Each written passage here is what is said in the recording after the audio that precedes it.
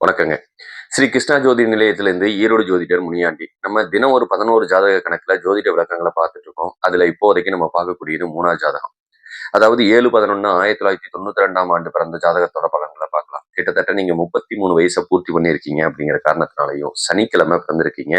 வளர்பிற துவாதசி திதியில நீங்க பிறந்திருக்கீங்க அப்படிங்கிறது எடுத்துக்கலாம்.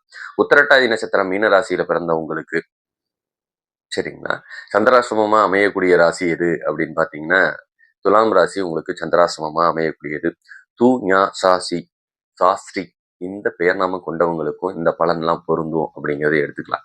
உங்களுக்கு உண்டான குபேர புள்ளி என்ன அப்படின்னா, உத்திராட நட்சத்திரம் மகர ராசியிலையும், அதிர்ஷ்ட புள்ளி உத்திராட நட்சத்திரம் மகர ராசியிலையுமே அமையக்கூடிய அமைப்பு. அப்பனா உங்களுக்கு உத்திராட நட்சத்திரம் மகர ராசி அருமையான பலன். அதாவது 11ஆம் வீடு உங்களுக்கு லாபத்தை கொடுக்கக்கூடியதா எல்லாரும் அமைவாங்க அப்படிங்கிறதையும் எடுத்துக்கலாம். சரிங்களா? உத்திரட்டாதி நட்சத்திரத்துல பிறந்த உங்களுக்கு சனியோட தசாபுத்தி காலத்துல நீங்க பிறந்திருப்பீங்க. அதுக்கப்புறம் பாத்தீங்கன்னா புதன் தசை ஒரு 17 வருஷமும், கேது தசை ஒரு 7 வருஷமும், இப்போதைக்கு ஓடிட்டு இருக்குது சுக்கர தசை ஒரு 20 வருஷமும் ஓடக்கூடிய அமைப்பு உங்களுக்கு உண்டு. இந்த சுக்கரன் ஓடிட்டு இருக்கு அப்படின்னு சொன்னா அவங்களுக்கு யாரு பாதகமா எந்த லக்கணத்துக்காரங்களுக்கு இவங்க வருவாங்க அப்படிங்கிறது நமக்கு வேணும். ஒண்ணு பாத்தீங்க அப்படி சொன்னோம்னா தனுசு லக்கணம், இன்னொன்னு மீன லக்கணம். இந்த 2 லக்கணத்துக்கும் இவங்க 6 கெட்டா உட்கார்ந்துருக்க வேண்டிய சூழ்நிலை. இவங்களுக்கெல்லாம் பார்த்தீங்க அப்படின்னு சொன்னோம்னா, பாதகம் ஏற்படுத்தக்கூடிய அமைப்பை அவங்க ஏற்படுத்துவாங்க அப்படிங்கிறதை நம்ம புரிஞ்சுக்கலாம். சரிங்களா? எப்படி அவங்களுக்கு பாதகம் வரும் அப்படின்னு சொன்னா, ஒண்ணு வம்பு வழக்கு பிரச்சனையை கொடுக்கும். போலீஸ் ஸ்டேஷன் கோர்ட் போகக்கூடிய அமைப்பு, கணவன் மனைவிக்கு இடையில ஒற்றுமை தர வரக்கூடியது, சொந்தக்காரங்க மத்தியில வேண்டாத கெட்ட பேர் ஏற்படுத்தக்கூடிய அமைப்பு, கடன், நோய் சம்பந்தப்பட்டதுல போய் மாட்டக்கூடியது, தீரா நோயை கொடுக்கக்கூடிய அமைப்பு இதெல்லாம் கொடுப்பாங்க. இல்லைன்னா வெளியூர், வெளிநாட்டுல போய் வாழ வேண்டிய சூழ்நிலை இந்த இதையும் கொடுக்கும். ஊரை விட்டு தேசம் விட்டு வெளியே இழுத்துட்டு போகக்கூடிய சூழ்நிலையும் உங்களுக்கு வரும் அப்படிங்கிறதையும் நீங்க புரிஞ்சுக்கலாம்.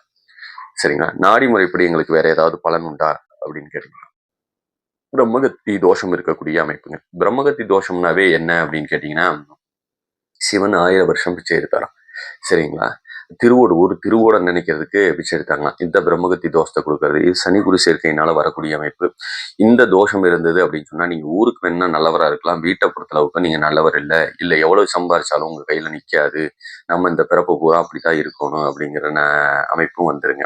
அப்பனா நீங்க பசுமாடு வளர்த்துக்கிட்டு இருந்து அதுக்கு ஒரு தீவனம் கொடுத்துட்டு இருந்தா பரவாயில்லைங்க. நான் டவுன்ல இருக்கோம், நாங்க என்ன பண்றது அப்படின்னா என்னைக்கோ ஒரு நாளைக்கு, அதாவது வியாழக்கிழமையாவது பசுமாட்டுக்கு உங்க கையால ஒரு அகத்திக்கீரை வாங்கி கொடுங்க. வாங்கி கொடுத்தீங்கன்னா அந்த தோஷம் ஓரளவுக்கு கொஞ்சம் கட்டுப்படும் அப்படிங்கிறத கூட எடுத்துக்கலாம். இல்ல அப்படின்னா மகாபாரத கதையை முழு கதையை கேளுங்க, உங்களுக்கு பிரம்மகத்தி தோஷம் நீங்கும் அப்படிங்கிறதையும் எடுத்துக்கலாம். பல தொழில் பார்க்குற யோகம் இருக்குங்க. ஒரு தொழிலோடு நிக்காதீங்க. ஒண்ணுக்கு மேற்பட்ட தொழில் செஞ்சா நல்ல லாபத்தை கொடுக்கக்கூடிய அமைப்பு நல்லா இருக்குங்க. கண்ணுல வலது கண் பாதிக்கப்படக்கூடிய அமைப்பும் சரிங்களா? அப்பா வழி, தந்தை வழி சொத்துக்களும், கொஞ்சம் தோல் பிரச்சனை, நரம்பு சம்பந்தப்பட்ட பிரச்சனையும் வரக்கூடிய அமைப்பு நல்லாவே இருக்குங்க. இது காதல்ல தோல்வியை கொடுக்கக்கூடிய அமைப்பு.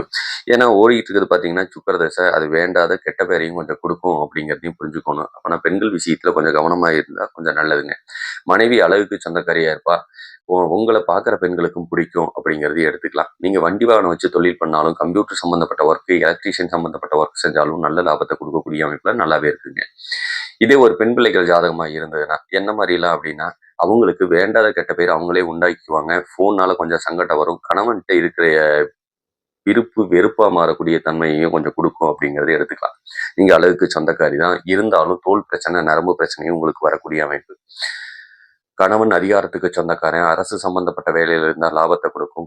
சலன புத்திக்கு சொந்தக்காரன் அப்படிங்கிற பேரையும் அவன் கெடுப்பான் அப்படிங்கிறதையும் நம்ம எடுத்துக்கலாம். கண்ணுல வலது கண் பாதிக்கப்படும். தலை குழந்தை பையனாலையும் கொஞ்சம் பாதிக்கப்பட வேண்டிய சூழ்நிலை இருக்கும் அப்படிங்கிறதையும் எடுத்துக்கலாம். சரிங்களா?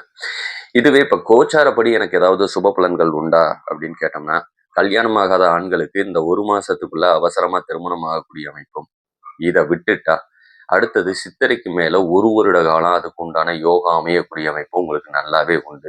இந்த 1 மாசத்துக்குள்ள விபத்து சம்பந்தப்பட்டதை ஏற்படுத்தக்கூடிய அமைப்பு இருக்கலாம். ஒரு சில பேர் வீடு கட்டக்கூடிய அமைப்பை ஏற்படுத்துவாங்க. மறுமணம் கூட ஒரு சில பெண்கள் செய்ய வேண்டிய சூழ்நிலையை ஏற்படுத்தும். ஏன்னா இங்க செவ்வாயானது நீச்சமா இருக்கிறதுனால முதல் தாரத்துக்கு தோஷத்தை கொடுக்கலாம், அடுத்த தாரம் நமக்கு நிம்மதியாக அமையக்கூடிய அமைப்பை கொடுப்பாங்க அப்படிங்கிறதையும் எடுத்துக்கலாம். சரிங்களா? இதெல்லாம் தான் இப்போதைக்கு இருக்கக்கூடிய பலன்கள். இதுக்கும் மேல உங்களுக்கு ஏதாவது பலன்கள் தேவைப்பட்டதுன்னா தாராளமா ஸ்ரீ கிருஷ்ணா ஜோதி நிலையத்தை அணுகுங்கள். மிக்க நன்றி. வாழ்க வளமுடன். வணக்கம்.